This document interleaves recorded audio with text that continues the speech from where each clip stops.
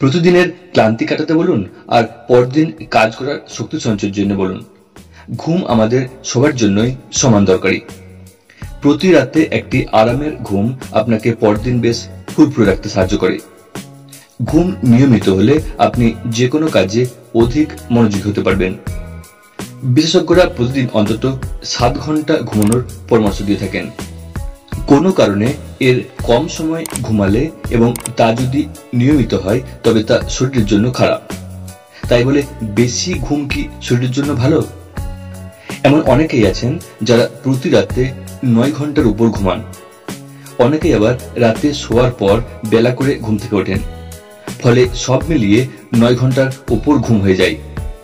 অধিকাংশই মনে করেন বেশি ঘুম মানে বেশি ঝরঝরে থাকা, ভালো থাকা। কিন্তু এই অতি বিশ্রামে লুকিয়ে আছে বিপদ।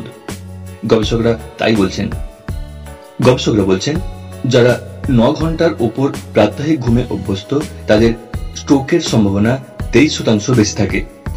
আবার অনেকে দুপুরে খাওয়ার ন্যাপ নিয়ে থাকেন। সহজ কথায় দুপুরে একটু বিছানায় গড়িয়ে নেওয়া। অনেকে মনে করছেন পাওয়ার ন্যাপ নিলে নতুন করে দেহে এনার্জি সঞ্চারিত হয়, কিন্তু তা আসলে ঠিক নয়। গবেষকরা সতর্ক করে জানিয়েছেন দুপুরে ন্যাপ নিতে গিয়ে যারা 1.5 ঘন্টা ঘুম দেন তাদের হৃদরোগের সম্ভাবনা 25% বেড়ে যায়। তাহলে ঘুমের জন্য সঠিক সময় ঠিক কতক্ষণ?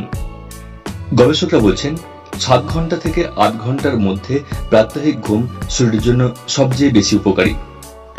চীনের গবেষকরা জানাচ্ছেন অতি ঘুম বা ন্যাপ নেওয়া মানুষের দেহে কোলেস্টেরল বাড়িয়ে দেয়, তাদের কোমর চওড়া হতে থাকে, যা হৃদরোগের সম্ভাবনা বাড়িয়ে দেয়।